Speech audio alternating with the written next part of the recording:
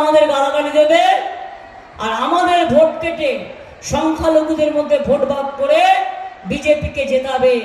এই ভুলটা যেন আমরা না করি, এটা আমি আমার কথা আপনাদের কাছে বললাম, আমি আবেদন করলাম।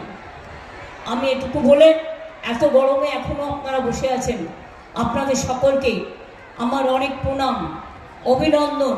ফায়ার ব্রিগেড থেকে শুরু করে, সিভিক থেকে শুরু করে, ICDS থেকে শুরু করে, আশা থেকে শুরু করে, গ্রিন পুলিশ থেকে শুরু করে, বিআরপি থেকে শুরু করে, সবাই যারা সারাদিন অত্যন্ত পরিশ্রম করেন, আগুন লাগলেই ছুটে যান, রোদ দিন নেই রাত নেই, অনেক পরিশ্রম করেন, তাদের সকলকে, তাদের পরিবারজন ভালো থাকুক, এটা আমি নিশ্চয়ই বলবো।